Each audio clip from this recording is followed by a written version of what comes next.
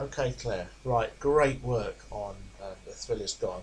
What I would like to do, I'd like you to start learning the words to it. Okay, I'm going to put a link on the email of the song, because what I think you can probably see what I'm trying to do here. I started off doing nearly all the song, and gradually you are doing more and more of it yourself. If I'd have said to you, you're going to perform this song 3 weeks ago, you'd have said no way. But doing it this way, you can do it. So try and learn the words, because in the end you're going to do the singing and I'm going to do the harmony. And also, the second time you do the solo, your solo in A was great. Let's just try and make it a little bit different. And we can make it different by, doing some tremolo. Remember tremolos? Can be any of the notes of the scale. And let's try and do some double stops, which are 2 notes together. Any of the 2 notes together, like a little mini chord. And that can actually sound quite good if I play it.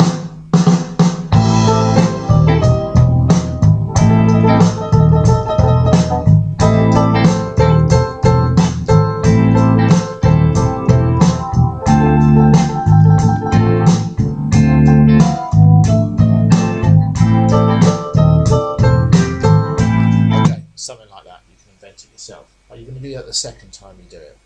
Just to make it different, we're always looking at contrast. Okay, so the main focus of this is going to be My Funny Valentine. So we're now using fat minor ninth chords. The construction of them is fairly simple.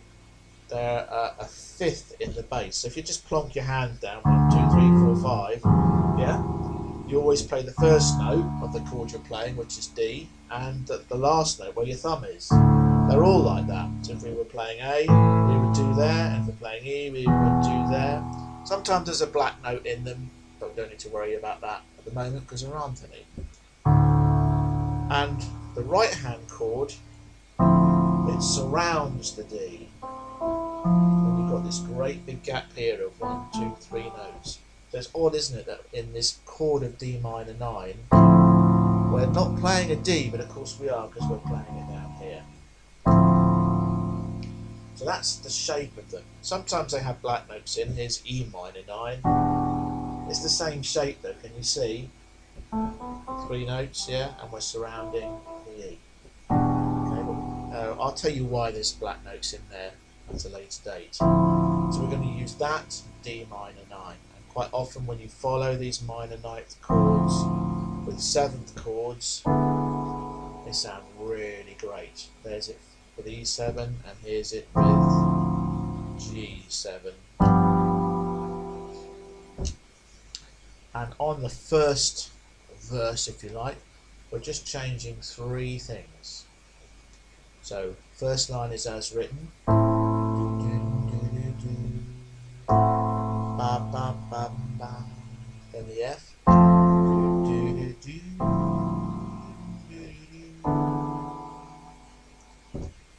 Okay, so you may say to me, well, why are we using that bass note with the E?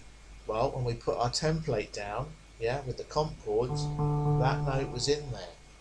So we're going to use it because it's going to make that sound a little bit more bluesy.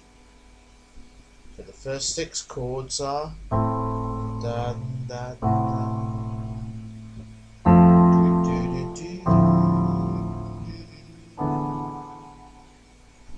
Okay, and there's some difficult moves there. You're going to have to really work out the best way to do it. Yeah, and you can only think of one thing, remember, so just try and think of some clues, like my thumb's got to hit that, because how do we get from here to here? Well, actually that note is common straight away. Yeah, so that little finger can stay. It's going to move up. Anyway, then we're going to do that little blues run in E.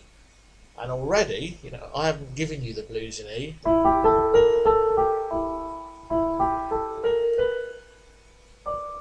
You know, you can work it out, can't you? Because it's the same sound as the blues in C, and the same sound as the blues in A.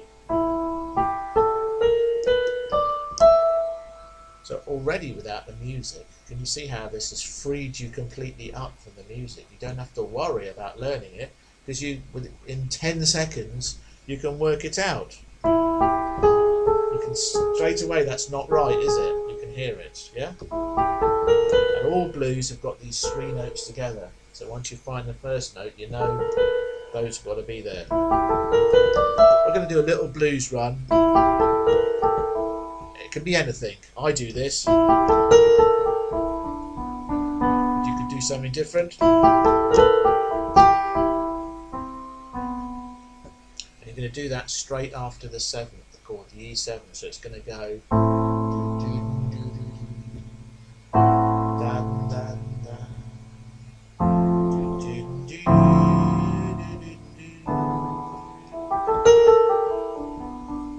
Just that, or any type of blues run. Next line is as written, straight. Your looks are laughable, unphotographable. It's your mind. And then D minor 9, favourite work of art. We're going to play that dark G7. We play G7 here, and we can play it here. And this sounds a little bit better darker there. Alright? How do we get to it? G, and you always count down 2 notes from the chord you're in, so it's there. Of course, what we were doing with the other one is we were just taking that note up to there and stacking it up in a different order. Yeah, so those last 2 lines are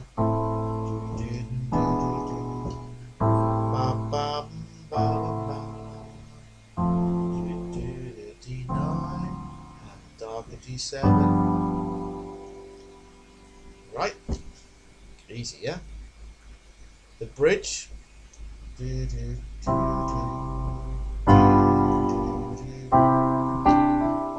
done that before, it's a country third, isn't it? And in this case we're going to play the brighter G7.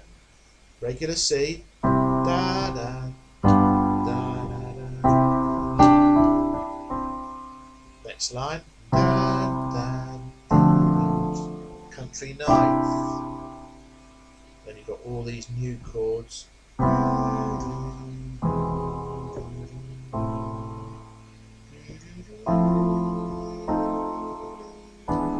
Don't have to do anything with those older-fashioned chords because they sound so great and they're so unusual, not played very much, that they sound even greater because you don't really hear them very often. Yeah, so the C minor, major 7, the E augmented, the F major 7. So that whole section goes.